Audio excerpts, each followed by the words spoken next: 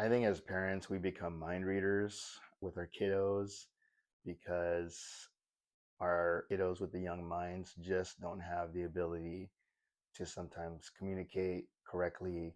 I mean, if you think about it, there are some adults out there that have difficulties expressing themselves, communicating. So over the last few weeks, our whole family had gotten sick. We're recovering. I mean, it's the holiday season. This is kind of what happens, what goes on. It's to be expected with the cold weather. So I don't mind read obviously, but as parents, we kind of with experience notice the signs, right? So with my kid, I'll notice that he has the glossy eyes, or he seems really lazy, lethargic, or even irritable in certain situations, and that's when I know that something is not right, and I'll be like, okay, he's probably getting sick. So I bring this up because we can actually use that same type of nonverbal understanding or their communication that's nonverbal to help them solve a problem or keep the communication calm and clear between each other.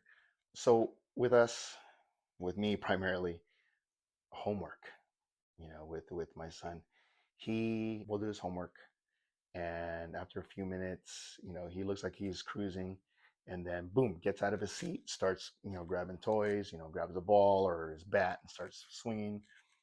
And I'll be like, homework, hello. He'll go back to the desk and start working on it again. And then he'll get up again.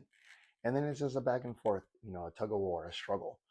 And, I'll get to the point where I'll get frustrated, I'll get upset, and I'm repeating myself, and I'm like getting losing my patience because I am repeating myself, and then I'll start yelling, and obviously that's not healthy.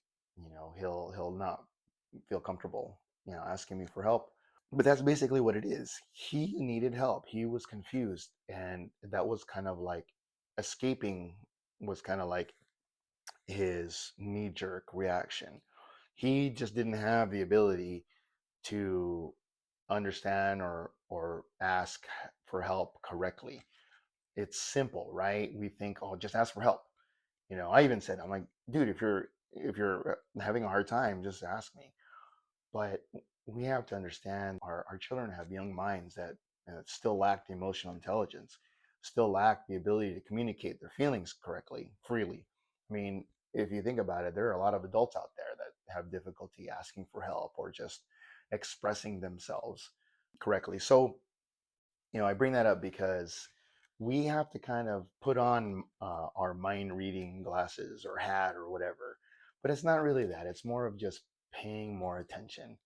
And before you escalate, like for me, before I escalated, I'd have to stop.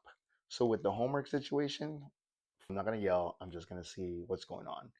And from a distance, I kind of watched, and I could tell that he was having a difficult time with a certain problem because he was on that page for a while, kept erasing, and then he got up. So I walked in, and then I basically, helped him out. We talked about it, and I was in a calm demeanor, and he was able to express his difficulty after I kind of prompted and kind of guided him. And that's the important thing is we need to remain calm, find out what their hidden message is when they're acting a certain way or behaving that's out of the ordinary. That way we can help them with solving the issue or solving the problem, or in some cases, disciplining. So if there is a bad behavior that warrants disciplining, then at least you're in a better, calm, peaceful, somewhat peaceful, right? But at least clear, focused mind to be able to correctly discipline and then guide them to making better choices. So it's something that you probably already do, like I said, at least in certain aspects.